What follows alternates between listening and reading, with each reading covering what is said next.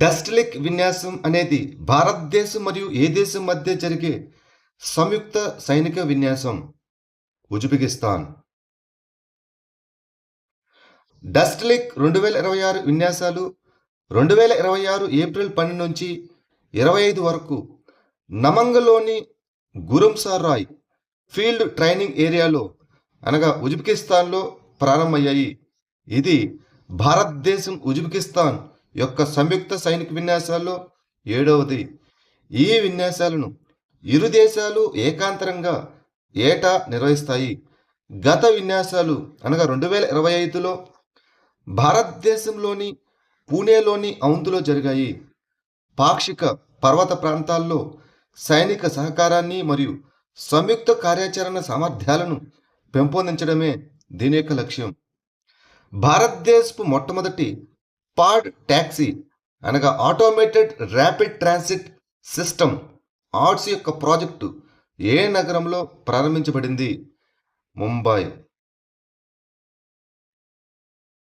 ముంబైలో భారతదేశపు మొట్టమొదటి పాడ్ ట్యాక్సీ ప్రాజెక్టు అనగా ఆటోమేటెడ్ ర్యాపిడ్ ట్రాన్సిట్ సిస్టమ్కు దేవేంద్ర ఫడ్నవీస్ శంకుస్థాపన చేశారు. ఇది బ్యాటరీతో నడిచే పాడ్లపై పనిచేసే డ్రైవర్ రహిత ఆధారిత రవాణా వ్యవస్థ. ఈ పాడులు ప్రత్యేక గైడ్వేపై ప్రయాణిస్తాయి. దీనివల్ల ప్రయాణం సురక్షితంగా రద్దీ లేకుండా సాగుతుంది. ప్రతి పాడ్లో 6 మంది ప్రయాణికుల వరకు ప్రయాణించవచ్చు. రగ్బీ ప్రీమియర్ లీగ్ 2వ ఎడిషన్ ఏ నగరంలో జరగనుంది? హైదరాబాద్. రగ్బీ ప్రీమియర్ లీగ్ 2వ ఎడిషన్ 2026 జూన్ 16 నుంచి 28 వరకు హైదరాబాద్లోని గచ్చిబౌలి స్టేడియంలో జరగనుంది. ముంబైలో జరిగిన తొలి సీజన్ తర్వాత జిఎంఆర్ స్పోర్ట్స్ మరియు రగ్బీ ఇండియా సంయుక్తంగా నిర్వహిస్తున్న ఈ టోర్నమెంటులో 6 ఫ్రాంచైజీలు రగ్బీ 7S ఫార్మాట్లో పోటీ పడతాయి. ఎన్ఈపి 2020 అనగా నేషనల్ ఎడ్యుకేషన్ పాలసీ కింద 9వ తరగతి కోసం ఎన్సిఈఆర్టీ విడుదల చేసిన కొత్త హిందీ పాఠ్యపుస్తకం పేరు ఏమిటి? Ganga. NEP 2020 national education policy 2020 కింద 9వ తరగతి కోసం ఎన్సిఈఆర్టీ విడుదల చేసిన కొత్త హిందీ పాఠ్యపుస్తకం పేరు గంగా. 2026-27 విద్యా సంవత్సరం కోసం ఏప్రిల్ 10, 2026న ఆవిష్కరించబడిన ఈ పాఠ్యపుస్తకం భాషా అభ్యసనాన్ని భారతీయ సాంస్కృతిక, భక్తి మరియు జాతీయవాద విషయాలతో మేళవించడాన్ని లక్ష్యంగా పెట్టుకుంది. ఇందులో ప్రముఖ రచయితలు మరియు కవుల రచనలు చేర్చబడ్డాయి. ఇండియా టెక్ వార్షిక నిధుల నివేదిక 2026 ప్రకారం స్టార్టప్ ఫండింగ్లో ప్రపంచవ్యాప్తంగా భారతదేశం యొక్క ర్యాంకు ఎంత? 4వది.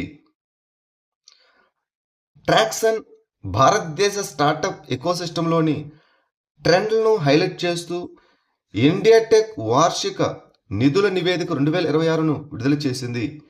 భారతదేశ టెక్ స్టార్టప్లు ఫైనాన్షియల్ ఇయర్ 2026 అనగా ఆర్థిక సంవత్సరం 2025-26లో $11.7 బిలియన్ సమీకరించాయి. ఇది ఫైనాన్షియల్ ఇయర్ 2025లో $14.3 బిలియన్ పోలిస్తే 18% తగ్గుదల కాగా, ఫైనాన్షియల్ ఇయర్ 2024 $9.7 బిలియన్ పోలిస్తే 20% పెరుగుదలను సూచిస్తుంది. ఇందులో యునైటెడ్ స్టేట్స్ ఆఫ్ అమెరికా మొదటి స్థానంలో ఉండగా, 2వ స్థానంలో యునైటెడ్ కింగ్డమ్, 3వ స్థానంలో చైనా, 4వ స్థానంలో భారతదేశం నిలిచాయి. ALH మార్క్ 3 అనేది ఏ స్వదేశీ హెలికాప్టర్ యొక్క వేరియంట్? ధ్రువ్. ఇటీవల Hindustan Aeronautics Limited HAL 4 ALH Mark 3 maritime role హెలికాప్టర్లను ఇండియన్ కోస్ట్ గార్డుకు అప్పగించి వారి సముద్ర సామర్థ్యాలను పెంపొందించింది. ఈ ALH మార్క్ 3 అనేది స్వదేశీ ధ్రువ్ అడ్వాన్స్డ్ లైట్ హెలికాప్టర్ యొక్క సముద్ర వేరియంట్. ఇది రక్షణ రంగంలో స్వావలంబనకు మద్దతిస్తూ భారతదేశంలోనే స్వదేశీయంగా రూపకల్పన చేసి తయారు చేయబడింది. ఇది సంక్లిష్టమైన సముద్ర కార్యకలాపాలకు అనువైన బహుళ ప్రయోజనాలు గల 2 ఇంజన్లు కలిగిన హెలికాప్టర్. వేవ్స్ ఓటీటీ ప్లాట్ఫామ్ను ఏ సంస్థ అభివృద్ధి చేసింది? ప్రసార భారతి. ప్రచురణల విభాగం తమ ప్రతిష్టాత్మక పత్రికలైన యోజన మరియు కురుక్షేత్రలను వేవ్స్ ఓటీటీ ప్లాట్ఫామ్లో ఉచితంగా అందుబాటులోకి తెచ్చింది. వేవ్స్ అనగా wireless access to virtual entertainment services అనేది ప్రసార భారతి అభివృద్ధి చేసిన ఒక డిజిటల్ స్ట్రీమింగ్ ప్లాట్ఫామ్. భారతదేశంలో పెరుగుతున్న ఓవర్ ది టాప్ అనగా ఓటీటీ స్ట్రీమింగ్ సేవల డిమాండ్ను తీర్చడమే దీని యొక్క లక్ష్యం. 2026 ఆసియా రెజ్లింగ్ ఛాంపియన్షిప్లో 65 కేజీల విభాగంలో బజరంగ్ పూనియా 2019 తర్వాత స్వర్ణ పతకం గెలుచుకున్న తొలి భారతీయ రెజ్లర్ ఎవరు? సుజీత్ కల్కల్. బిస్కేక్లో కిర్గిస్థాన్లోని బిస్కేక్లో జరిగిన 2026 ఆసియా రెజ్లింగ్ ఛాంపియన్షిప్లో పురుషుల ఫ్రీ స్టైల్ రెజ్లింగ్లో భారతదేశం 2 స్వర్ణ పతకాలను గెలుచుకుంది.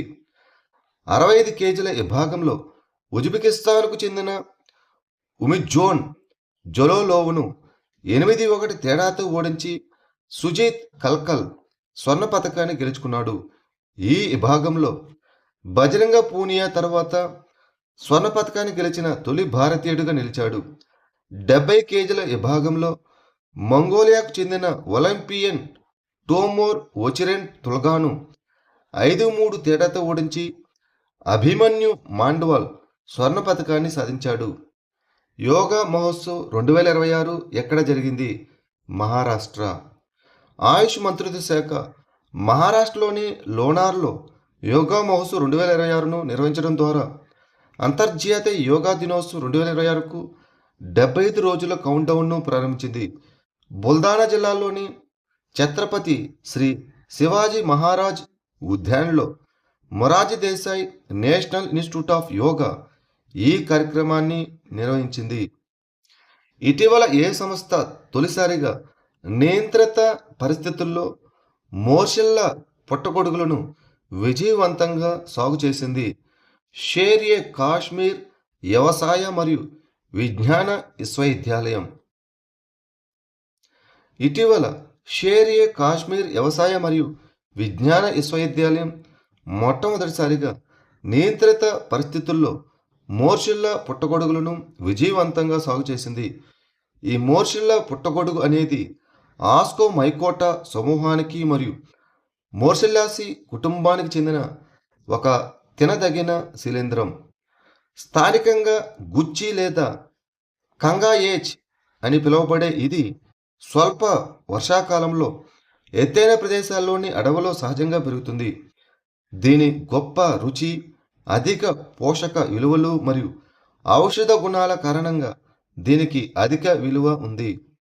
ఇటీవల వార్తలో కనిపించిన శ్రీ చాముండేశ్వరి ఆలయం ఏ రాష్ట్రంలో ఉంది? కర్ణాటక. శ్రీ చాముండేశ్వరి ఆలయంలో నిర్మాణాలను నిషేధిస్తూ జారీ చేసిన న్యాయ ఉత్తర్వులను ఉల్లంఘించినందుకు కర్ణాటక హైకోర్టు రాష్ట్ర ప్రభుత్వాన్ని విమర్శించింది.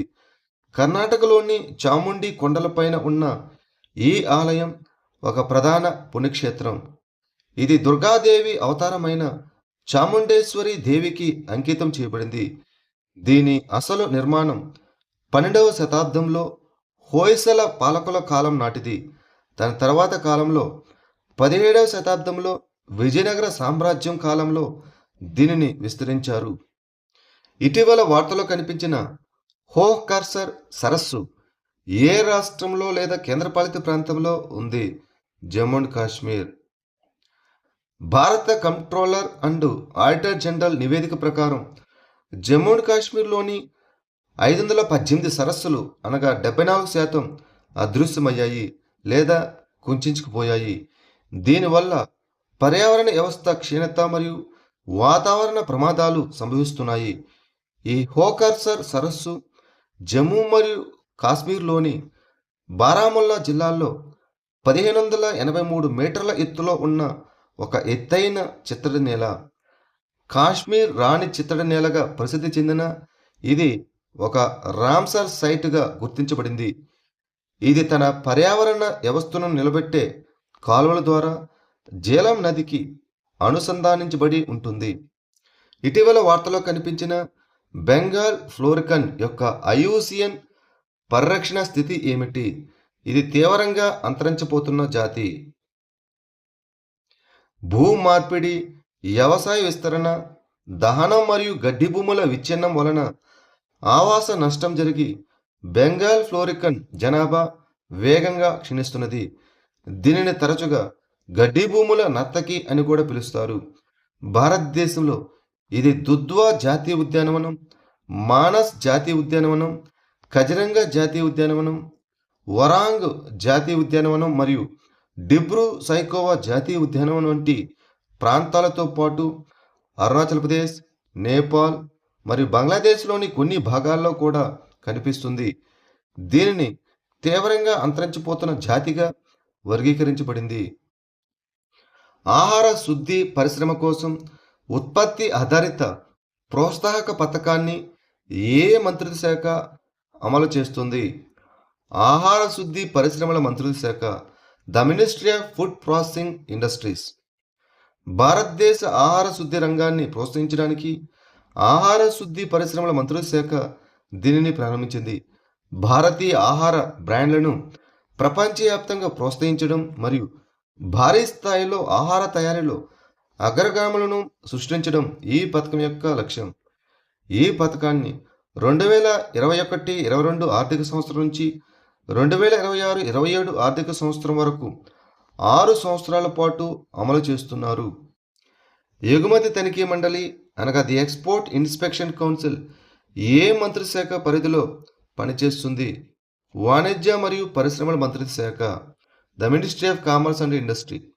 భారతదేశం బియ్యం ఎగుమతుల కోసం ఎగుమతి తనిఖీ మండలి ది ఎక్స్పోర్ట్ ఇన్స్పెక్షన్ కౌన్సిల్ నుంచి ధృవీకరణ అవసరాన్ని కేవలం కొన్ని ఎంపిక చేసిన దేశాలకు మాత్రమే పరిమితం చేసింది. అవి European Union, United Kingdom, Iceland, Liechtenstein, Norway మరియు స్విట్జర్లాండ్. ఎగుమతి తనిఖీ మండలిని 1966 నాటి ఎగుమతి నాణ్యత నియంత్రణ మరియు తనిఖీ చట్టం కింద స్థాపించారు. ఇది భారతీయ ఎగుమతి ఉత్పత్తులు దిగుమతి చేసుకునే దేశ ప్రమాణాలకు అనుగుణంగా ఉండేలా వాటి నాణ్యత మరియు భద్రతను నిర్ధారిస్తుంది.